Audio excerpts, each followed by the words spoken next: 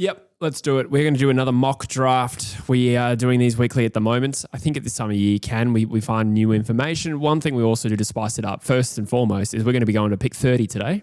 So this will be our longest mock draft that we've done together. Furthermore, we take this pick by pick, so therefore, there's so many different variables that can play out. Your mind can change based on who's available times two. We've also gone differently this week where I think Dill's going to have the first couple of picks in West Coast. I'm going to take two Richmond picks. Then you're going to go Essendon, and then I go Melbourne, and then we go pick for pick after that. So we're just adding some variability to what we normally do. And this is a process. We're really going to talk it through all the permutations of what clubs potentially could do. I will kick things off. As I said, we've gone for a graphic this time as well, and we've put away the whiteboard. Yes. Had some feedback on that. That was fun, but we probably need to stand workshop by that the a bit more. whiteboard. I thought it was good. I love it. I thought it was good. But you know what didn't help is when we're turning away and putting it on the board. That was probably the thing. I thought you could read it okay, but yeah, I think it was the microphone element to that. So let's do it. Pick one. I have gone with Angus, poor whiteboard, exactly. I have gone with Willem Dersma to the West Coast Eagles.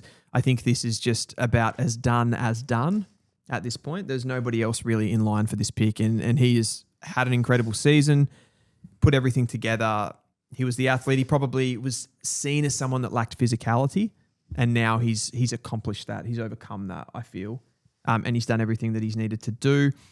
I have the West Coast Eagles then at pick 2 bidding on Zeke Hewland and the Gold Coast Suns matching, which I think is also a pretty standard thing at this point. Could they go for someone like a Patterson or an Annabelle? Maybe. But I think they'll want to make the Gold Coast Suns pay up, and they know that they will match on these two picks. They did snub us for a trade for pick 8, so this is our revenge. It could be some revenge there. And I think clubs in this draft, given the just sheer volume of academy players, they will want to make clubs pay this year. I think that's something to point out, even though we haven't necessarily always seen that since the bidding system has come in. So now we get to this pick 3, which is the domino that is going to make everything fall. It's Star Wars. Continue. Let's do it. I like that. Okay, so I think this team's going to be coming heavily for this pick. Gross. I think the news that West Coast are wanting to go for Cooper Duff Tytler is a little bit of smoke and mirrors. I think this is to raise value on this pick. So clubs that want Cooper Duff Tytler are going to want to come for it pretty heavily. Again, gross. I think the player that West Coast want here is Dyson Sharp. I think better for them would be to do a deal with Essendon, who could come for the Cooper Duff Tytler pick and they could swap and get extra capital in the draft. But I've got this, with all of that being said, and potentially Melbourne wanting it, potentially Essendon wanting it, I've got West Coast taking Dyson Sharp with pick 2. The Gold Coast model, the Matt Rowell, Noah Anderson, they do the Dersma, Dyson Sharp. Yeah, I think that's the outcome I'm kind of hoping for, to be honest. That's what you want? As a fan. Yeah. I mean, I'd be excited if it was Roby, but at the same time, I think logically this is the right call, to be honest. Also, if it wasn't clear, we're not forecasting live trades or trades at all. In this particular mock, it gets too complicated and we piss off even more people than if we simply do the mock. So I think Dyson Sharp to West Coast. We're just talking about what possibly could happen with those picks. So obviously for me, there's two scenarios here with this pick. It would be that Melbourne trade they've got pick 7, they've got pick 8. They've also got 2 future firsts. That's right. To keep in mind with Melbourne. But I think Essendon's pick 5 or 6 would be more advantageous for West Coast. They've got 5, 6 and a future first. So all of those clubs have capital to be able to get this done, I feel. As a West Coast fan, what would suit you the most there? So West Coast apparently want future picks, a future first. Yep. So that's a little bit hard to see how that happens. Essendon wouldn't offer 5 and a future first for pick 2. Unless we send a future second back. And even then, that's quite an audacious move to get Cooper Duff Tytler, which I don't even know if that's who they want, but it seems overly audacious. I would move 2 for 7 and 8 from Melbourne, to be honest, and back us in to get one of Sharp or Cumming. I don't think that's necessarily on the cards. We haven't actually heard anything concrete about that, but you would get one of those guys. Yeah, exactly. If you had those picks. Yeah, that's right. So there's also the possibility Essendon going to do a deal with Gold Coast, get pick 15, offer 5 and 15 to West Coast, which then West Coast can use 13 and 15 to move up again. This is getting really too complicated, but I think from the player point of view, Dyson Sharp is likely. I don't know. I picked Cooper Duff Tytler last week. I still don't really know, but I think this is what I would hope happens. I just think this works for the rebuild more than anything else. I like the logic. Yeah, I think they take a high floor player in Sharp with a bit of a builder in Willem Dersma, who's probably going to take a little bit longer to develop and hit his ceiling. But I love everything that Willem Dersma has put together. So that puts you on the board there at pick 4. What are you going to do? I just want to answer a couple of questions quickly to reward the chat. But Angus says, would Essendon future first on its own do for pick 2? I think no. I don't think West Coast want to kick the can down the road and not have really good picks this year. Embrez says absolutely not trade a future first. No, I don't think Essendon should. I'm just suggesting that's what West Coast wanted. Now I'm with Richmond and I have 2 picks and I was hoping you would pick Cooper Duff-Tytler because I am a Richmond fan in this case. I am going to take Cooper Duff-Tytler here. I know there's arguments against it, but I would say that despite the fact that he is a ruck forward and they have Thomas Sims and went tall heavy last year, I think you can make the argument that he's quite different. And from a talent point of view, it could make sense. I don't think he projects as a future number 1 ruck at this current point in time. I don't think he's a supernatural ruckman, to be honest, but he is a really good ground level player and becomes that transition mid when the ball exits stoppage. And I think that adds something different for Richmond. Just too good to pass up. They'll then bid on Dylan Patterson, keep Gold Coast honest. So pick 5 becomes the Gold Coast Suns' Dylan Patterson, and they match. And then Richmond are back on the board. And I think they take their man, Sullivan Roby, who is distinctly different from the other midfielders they got last year. I mean, there's some similarity to Lawler, but I think you can have too many of these types. I don't think Roby and Lawler would be too many. I think that his big game performances, his upside, the fact that he's so athletic and strong, 192 centimetres, the link is there, and I'm happy with that logic. Sullivan Roby goes to Richmond at pick 6. I just think with Roby, you look at someone that's on that sort of a ride and that sort of trajectory, it's pretty hard to... I think if you look back in past bolters like this, most of them... If they bolt to that level and the story of Roby with the growth spurt and stuff like that, most of these picks turn out pretty well. Yeah. So I definitely see him as one of the more high upside players in this draft crop. So I think that's the way that they will go. You would have to suggest, though, that Sam Grill still exists a live chance at one of these picks. Totally. The CDT being available was a variable that might not have been part of the planning, but I think it's distinctly possible. And therefore, Grill's the unlucky one. I went Roby. I do agree too. And Toomey mentioned this on Gettable during the week that Richmond wouldn't let CDT pass them by. And I think that's a fair call. Yeah. I think the talent would be too big there for them. And they have that, as we've said numerous times, they sort of have a list that can absorb a player like this. Yeah. I think a little bit better than a West Coast can. Sure. Then I'm on the board with Essendon's double picks here. Pick 7. Being the first one that I'm starting with here. And I mean, this could go sort of either way with the way that they do this, but I think with the 2 players, with everyone that's available here, I think the first one they will go with is Sam Cumming from South Australia. He just brings a physicality to their midfield, I think. They've got some inside mids in there and a pretty nice, I wouldn't say a nice balance, but they've got a nice group in there that can kind of win the football at stoppage. But Sam Cumming will just give them something a little bit more dynamic. They've got Durham in there as that player. Cordwell's a little bit more slow, and they've had Setterfield and these types. Who am I forgetting in the Essendon midfield right now?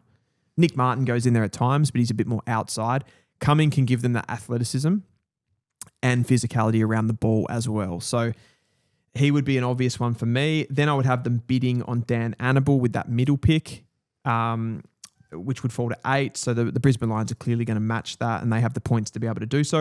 And then Xavier Taylor would be the pick 9. And this one's probably a pick, not necessarily on needs for the Bombers. I think there's players that would go ahead from a needs perspective, but Xavier Taylor's got that leadership. He's got that big game performance, and he's someone that the Bombers can build around.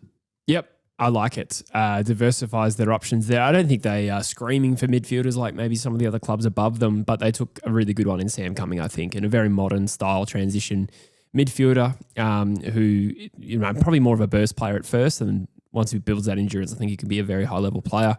Xavier Taylor is a great leadership option as well. So that puts me on the board with pick 10, and the Melbourne Football Club, surprisingly, have Sam Grill still here. So I'm going to take Sam Grill there. Again, a very dynamic midfielder whose movement I don't think is paralleled in this year's draft, the way he spins out of trouble. And I think that, again, they're not a blank canvas, Melbourne, but they can pick, a play. They don't necessarily need to go for a strict need. However, Grill is probably also unique to Xavier Lindsay, Harvey Langford, Caleb Windsor. And, it packs a punch suddenly, that young midfield from Melbourne. There's a lot of hurt factor there. I think Sam Grill adds to that. People sometimes forget too. I feel like Sam Grill is the type of player that's always seen as a bit of a luxury, but people forget how much you sometimes just need to move the ball. Yeah. Just from the back half to the forward half. Doesn't necessarily need to hit the scoreboard or anything like that. And Grill can just get on his bike and take the ball from defense to offense so quickly. And like you said, the movement is incredible. He's maybe not fully rounded yet as a midfield prospect, but someone that can do that in the future as well. I just want to shout out Marlene Baker, who says, "My hubby loves your show. Can you say hello to Darren, a Bombers fan?" G'day, Darren. And Marlene. And Andy Munro, shout out. G'day. Love it. So that's the top 10. Should we just recap that? Yes, that is the top 10. We should recap that. I think we can put a graphic up on the screen.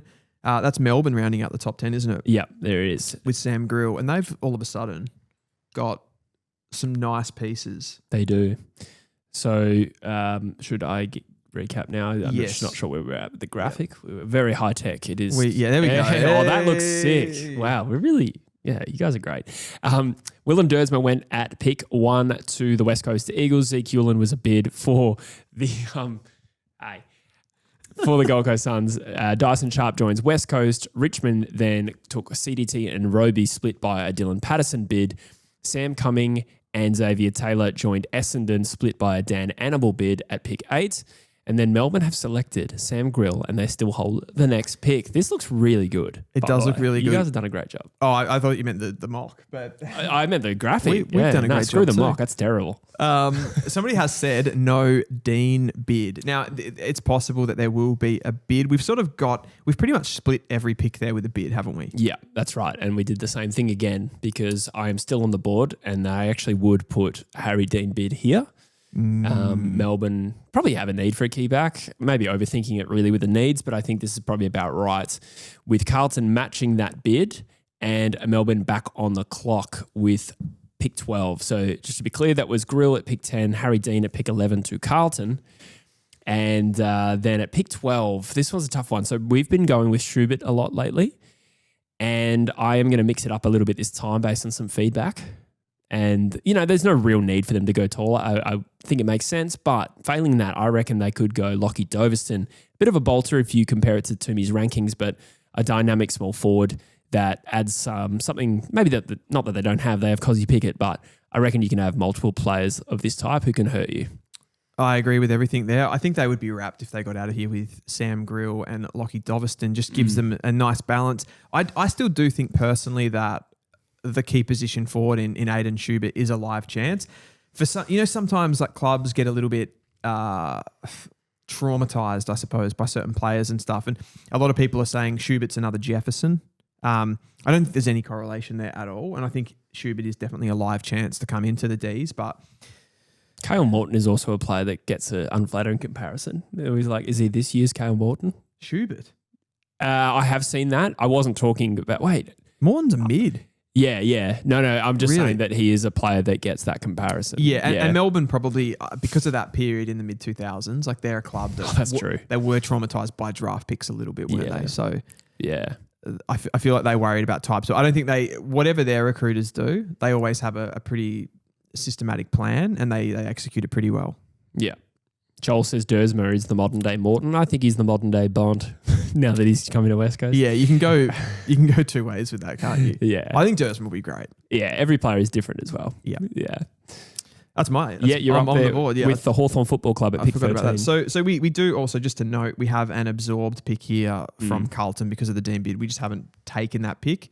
For reference, there are rumours that Adelaide are coming pretty hard for that pick as well. So that's a real chance, but we haven't done any of those complicated pick trades. I'm on the board at 13 with the Hawthorn Hawks.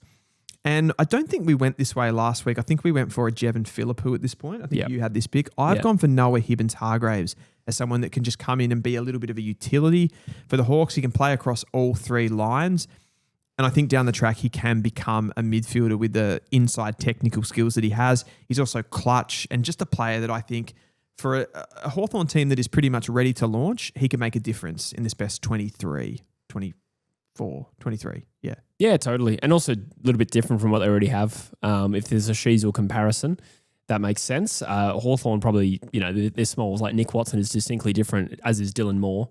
And anyone else I'm forgetting. I think Hibbins-Hargreaves is unique and high upside and good enough to help them push in 2026. Yeah. I get vibes of Hibbins-Hargreaves that he could be that player that has a bit of a, Harry Sheasel, Murphy Reid. I don't think he'll have as much volume as those guys, but someone that can slot in and is a very high IQ, high decision-making traits guy. Crocker there, Braden Crocker says they'll take their NGA in Oliver Greaves. He's not an NGA. I think he was a live chance, but that didn't happen. Yeah, I think he means they'd take him anyway. But no, I like your pick, Noah Hibbins-Hargreaves, which puts me back on the clock with Carlton. Now we don't know exactly where this pick will fall. We may not know. We don't know if they even hold it, but I'm going to assume that they have it. Aiden Schubert is unexpectedly available here. I'm going to take him here for Carlton. I pushed earlier in the stream that maybe Carlton could go for a key position forward now that Curno's gone. And, we're talking about their best 22 and I haven't deep dived this topic myself. You created a little launch pad for yourself there. I did, yeah. It was very tactical. Nice. I'd completely forgotten about it. But yeah, no, I think that both from a short-term and a long-term point of view, Carlton could add a tall, and with some father-sons academies and, of course, Jagger Smith last year, they get the key back in Harry Dean. Key forward makes sense here. Aiden Schubert joins Carlton.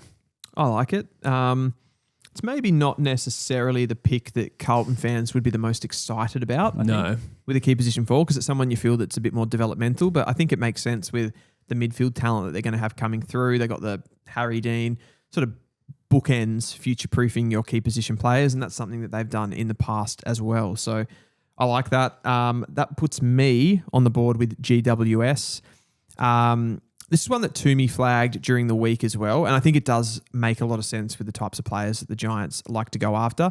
Bit of a climb here, and he has been that late bolter. I've gone Oscar Taylor as a running defender. I love this pick, and true to GWS's drafting history, I suppose, into not necessarily picking what we think they need, but just picking the guy they think suits them. And I think with his run and carry, suits that GWS ball movement as well. Yeah, absolutely. I think he does have some, long-term versatility as well to go on ball in the future. I think he's versatile enough to play different roles, which the Giants like as well. We've got someone in the chat from America here. Montana, what's up from America? Love the podcast. Amazing. Is Montana your name or is it your state? That is a good question. Is it a state? It's a state. It's a state. Yeah. Silly Australians. I was right. Great. So I am up with the West Coast Eagles, who now we need to factor in who they've already drafted, which was Dersma and Sharp. Yes. And I think with who's available here, I think the most likely scenario here, West Coast select Jacob Farrow, a taller, bustling halfback flanker. I don't know why I said bustling, but really good ball user. And there is some comparison to Hayden Young, of course. It does rely on the possibility that Farrow becomes a midfielder. He may not, in which case, even if he's a medium-sized defender, I would love to see us maybe try and make that midfield transition work. I don't know if it's a position of need, but there's also a little bit of logic here where I've heard West Coast love Jacob Farrow. So if they've been successful in getting Dyson Sharp, it's Jacob Farrow. If they go CDT, then I don't think this pick should be Jacob Farrow, but I'm happy with the talent. Feed me your starting midfield for 2026 with these picks. Yeah, I wouldn't have Farrow in our starting midfield, but Elliot Yeo, at least, as a burst player, Reid and Hewitt, Dyson Sharp. Do you think Dersma plays midfield next year? I'm not sure. I don't think so. Yeah. I think he's more likely to. I think they'll give him a few minutes in there, but he's more likely to be wing or halfback. Yeah. I would suggest. Yeah. Which is, I suppose, that's the only issue with drafting Dersma and Farrow. If you're wanting to play Farrow behind the ball, like where do you fit all these guys in? Nah, totally. You'd have to move Baker forward. Dersma can play forward too, though. Yeah, that's true. Yeah, Dersma doesn't necessarily have to play behind the footy. He can play on a wing. There is a sense, though, with a number one draft pick, I'd want to get like a Dersma into the game a bit more, which would go better for him, I think, behind the ball. But yeah, facts. Unless, they play Starcevic in the midfield or Hoff in the midfield, It's a little bit harder to tell exactly what West Coast are thinking. But I just went with the talent there, and I think there's no other real obvious choice. I'm not sure Ollie Greaves is suitable for West Coast, particularly if you get Dyson Sharp. So I just went best available. I agree with that. I am on the board then with the Western Bulldogs at pick 17. We're just over halfway in our mock draft. We're going to pick 30 in this one. The Western Bulldogs, I think they're going to be looking for that slightly more ready-made. I know you went for the key position defender last week, but I have gone here for Josh Lindsay. Yeah, I love it. He brings wonderful kicking skills. I think he is ultimately the best kick in this draft overall. Probably he. Hibbins Hargraves, Jacob Farrow is another good one, but Lindsay's just a real specialist kicker. Probably the downside and why I have him falling to this pick is that he doesn't maybe have the athleticism, and we talked about Oscar Taylor as a back flanker, someone that can kick the footy and has that athleticism to carry the ball. Lindsay's more of a pure kicker. So probably one of the more ready-made players in this crop, and I think that suits the Western Bulldogs to come in and have an impact in a position of need. I love it. I just want to apologise. Marlene says, haha, his name is Daryl, not Darren. It was partially obscured when I read it. I'm so sorry. Shout out to Daryl. Great pick. I think that makes sense. I'm on the board with the Adelaide Crows, who may or may not hold this pick at the time of the draft. There's lots of rumours, but I'm going to assume that they hold this pick, and naturally you're drawn to some of the SA talent. I would have gone, and I have gone, Jevon Philippou as a forward midfielder who I think has the outside ability and the skills to impact early for the Adelaide Crows. It also helps, potentially lure Mateus home in a few years, who would also be a really good fit for the Adelaide Crows.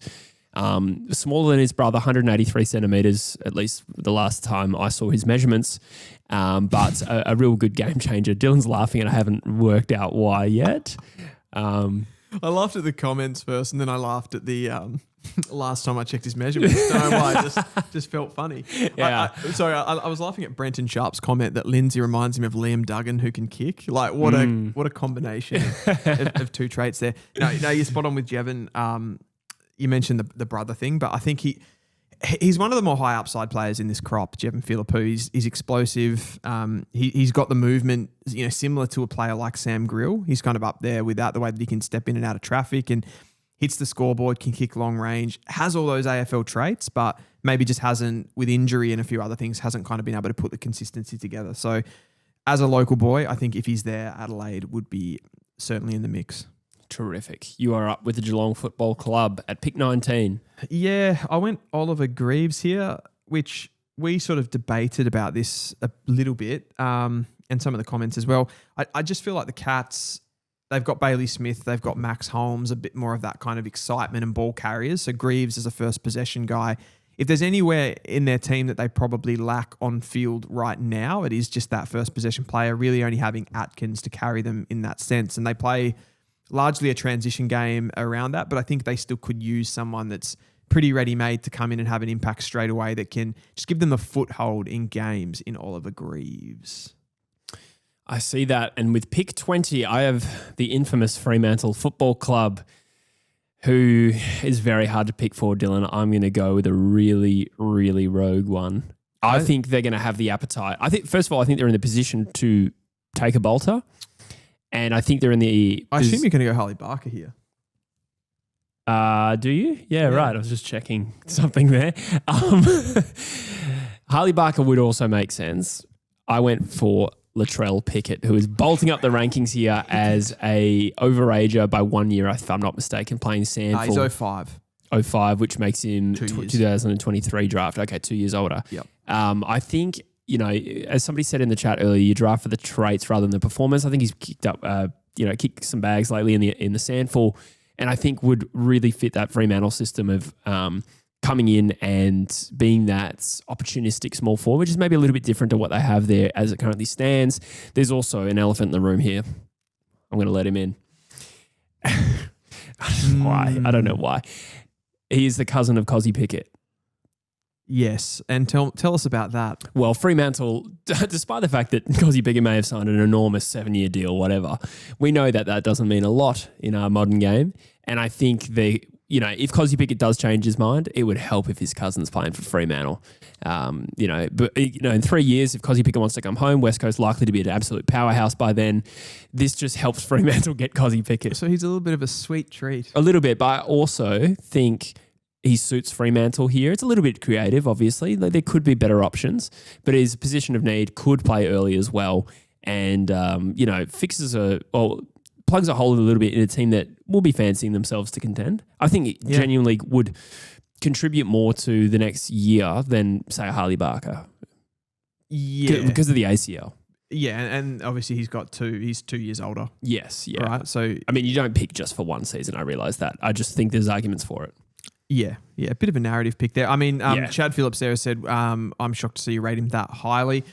I haven't seen, honestly, I haven't seen enough of him to rate him, I wouldn't even have him in my top 30 because I just haven't seen him enough because he hasn't been playing in the levels that I've seen consistently. So I think you're probably in a similar boat there. You've seen him less than... Yeah. I'm not going to pretend I've seen heaps of him. I just think there's some logic to it, and I've seen his highlights. It looks good. They did a segment on... he looks incredible, but it's also that the level and stuff like that you've got to take into consideration there too. But bit of narrative. Plus, I just think that it suits Fremantle to take this kind of risk. Absolutely, which puts me on the board now with pick 21, which is the Essendon Bombers. Oh, should we summarise our top 20? We should, sorry. Yes. I always skip ahead. Essendon are on the board next, but we're just going to go over that 11 to 20 range. Here it is on the board. Pick 11, the Harry Dean bid, which they will match. An incredible intercept defender who's had an amazing season. Doveston to the Ds, which gives them some potency in attack. Hibbins-Hargraves is that real connection piece between forward 50 for the Hawks. Aidan Schubert, a developmental tool for Carlton, who gives them something a little bit different. Oscar Taylor to the Giants, off half back with that lightning speed and foot skills. West Coast Eagles take the local product in Jacob Farrow, who is just another big body in the midfield and someone that they can develop into a Bontempelli type creature. Josh Lindsay off half back for the Dogs is a ready-made player that can kick the football and get rid of Oscar Baker out of the team. And Jevon Philippou to the Crows is a high upside local pick. Oliver Greaves gives Geelong an inside mid, and Latrell Pickett lures Cosy Pickett home to the Dockers. Indeed. This is me luring him. That is half of my last name, so I am the man to ask. What have we got next, Dylan?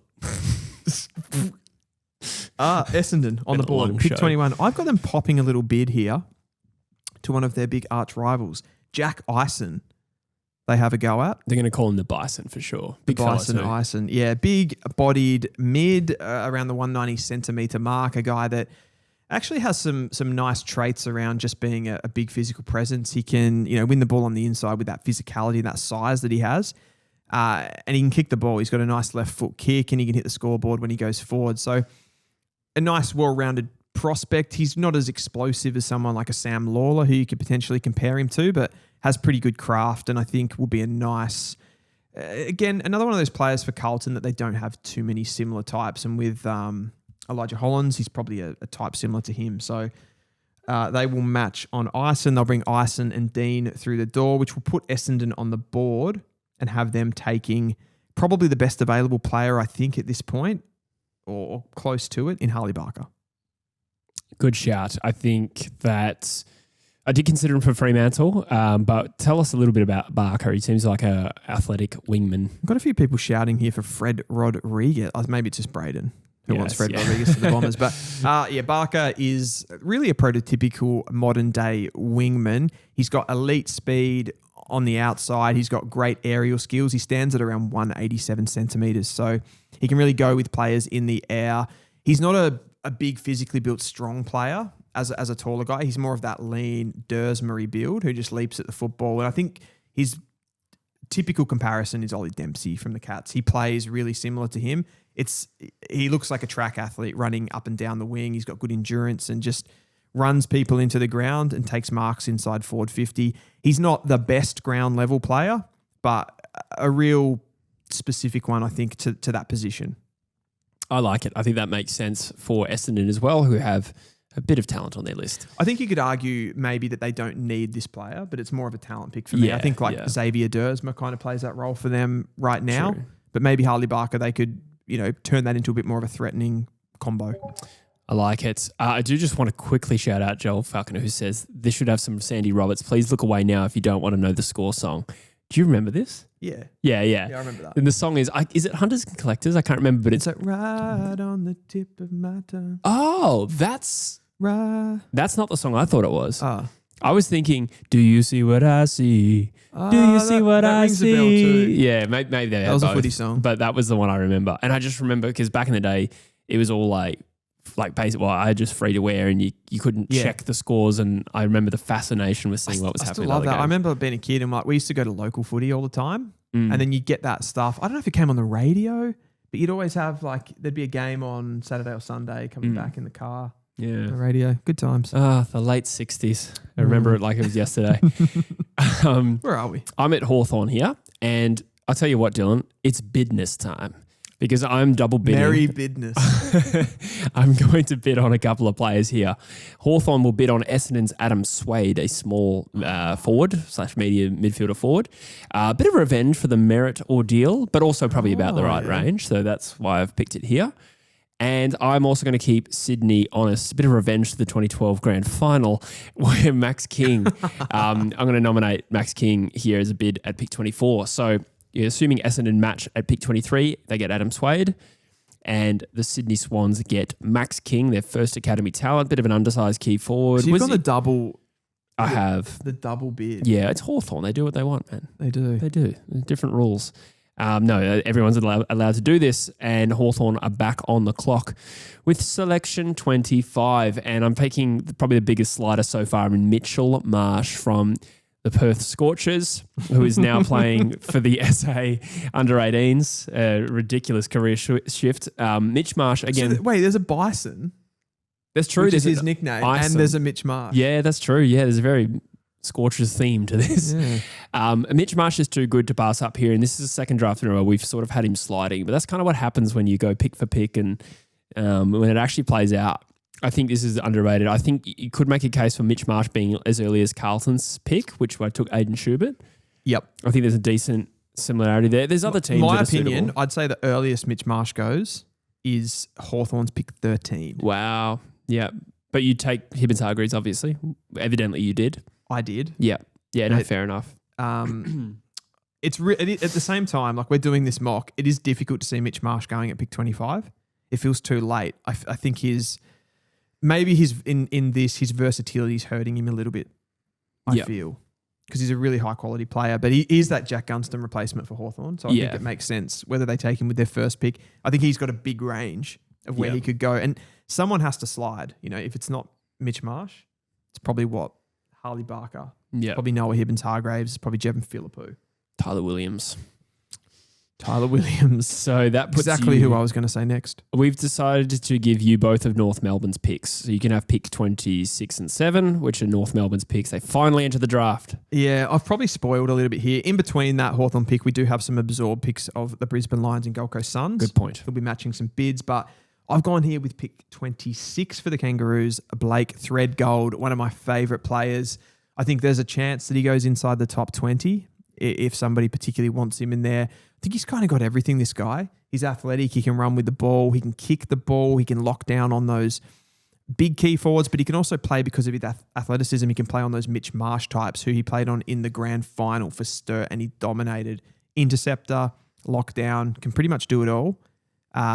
Probably just, I think he only played one game in the national champs, so he kind of didn't have that. He's more of a bolter case with back-end season form, which is probably why he's in this range and not that, 10 to 15. I think his athletic testing was pretty solid too for a tall. Ridiculous. Yeah, so that's very very contemporary style. Yeah, he ran a 6:40 time trial, which is not elite, but it's it's getting up there for a key position player. And then he ran a 2.91 second 20-meter sprint and did well in the jumping. Yeah, as well. So bit of an athlete. And then I've got North Melbourne in between their next pick, bidding on Harry Kyle from the Sydney Swans, who will match. He's a sort of, I guess he kind of could be a big-bodied mid. I see him as more of a utility at this point. He's one of those, again, like undersized key players where he's like 190 centimetres. Is he going to be a midfielder? Is he going to be an outside player or a winger? But he can mark, he can kick, and he's pretty athletic as well. Did well in the combine.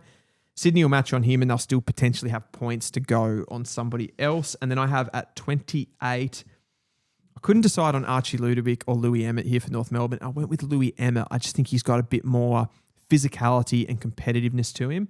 I like his follow-up work at ground level, particularly Louis Emmett. So him to the Kangaroos at 28, and they will pair Thread Gold in the forward half and Louis Emmett as a bit more of a forward. So, yeah, really stockpiling talls after Matt Whitlock last year. Not bad a result, I think, especially Thread Gold, I really like. Yeah, I also think around this range for North Melbourne, there's not a lot of, like if they wanted to bring in an outside player or a halfback player with elite skills, like there's not too much on the board right now. Yeah, gotcha. So that leaves me with the Western Bulldogs at selection 29. I'm going to bid on a small forward because I was unsuccessful in getting... it was you who took the Bulldogs pick, getting Lindsay. They haven't got a small forward in this year's draft. So I think let's have a crack at Tyler Williams from the West Coast Eagles NGA. This is about his range. I think top 30 it's expected. Yeah. And quite a playmaker, like small forward. Looking at his waffle stats this year, didn't actually hit the scoreboard a lot, but he did have a lot of up the field transition play, good ball use, makes things happen. And I would be all too happy to match that at West Coast's pick 29. Well, it's not their pick, but they've got some picks in the 30s. We can assume they can match this pick, which puts me on the board with pick 30. And this would have been the most difficult for the entire night for me to nail down who the Bulldogs actually get, because they don't get Tyler Williams. And there's a few, but I actually went Cameron Nairn from SA. I've been researching this guy a little bit, and position of need, not really. He's a little bit of a hard player to label. I went for best available, in my opinion, in the absence of a small forward that fit the bill at this range, and kicks a lot of goals. He's very potent, and 189 centimetres I think he's measured at makes him not a true key position. He's probably more that lead-up, undersized key, but I think what will appeal to the Dogs in this case is he plays a little bit higher up the ground. I think in his last two games in the Sandford under-18s, he had like 30 and 31. So he can use the footy, he can find the footy, can use it well. He's versatile. And, the Dogs, they don't have potency issues, but he'll just add to that as another player to offset what they already have in the talls. Yeah, he's got a big performance for the year. Was probably that. I think it was their second last champs game, and he kicked 7 or 8 goals. Yeah, he did 7, I think it was. In the champs. It was against WA, I think. It was, yeah. So like each of those South Australian forwards in Schubert, Marsh and Nairn sort of had a bit of a go at each team, which was interesting. But I think if you're finding that much of the footy and that many goals in that South Australian forward line, it kind of shows that you have the ability to get into games, and he would be nice for them. You had the Williams bid before that. I think he's going to be great for West Coast. I think he offers your small forward something a little bit different, because you got, say, like a Malachi Champion last year who's a bit closer to goal. And Williams he can get into the game a little bit higher, and he's got really nice movement, good sidestep, and all of those kind of ground level skills that you'd want in a small forward. While we're talking about nicknames for players, I think Cameron Nairn is going to be called the Batman.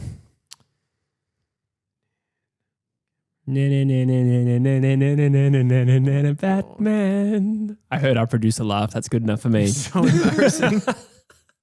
I think that's a great way to end the top 30. Oh, that is our mock draft. Yeah, we just lost all the subscribers we gained. The top 30. Everybody's going off the stream. Fuck. No, we still got 284 on air, so that is good. We've got some comments. There are some people. Here is the list. Here's the list in full screen. 21 to 30. Jack Ison gets the bid from Essendon.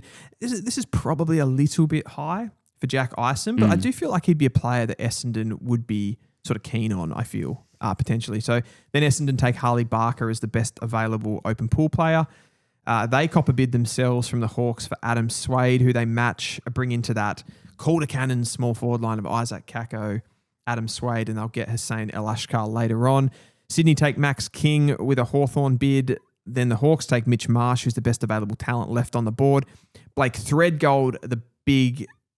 I was going to say moping. That's not a good word to say. Loping? Loping? Loping. Moping? Yeah. Loping is movement. Moping is sad. Thanks for this educational advice. Anytime. Yeah. Blake Threadgold, key position defender to North Melbourne. They'll have a bid at Harry Kyle in between, giving Sydney 2 picks in the 20s here. Louis Emmett, who's someone actually asked in the comments before too, what is Louis Emmett? He's probably at this point more of a ruck forward. I do think he's got the competitiveness in him and the aerial competitiveness, I suppose, to play as a key position forward. He's 200 centimetres, so he's a big guy. And I think down the track, you could have Nick Larkey and Louis Emmett sort of teaming up, being really competitive in the air.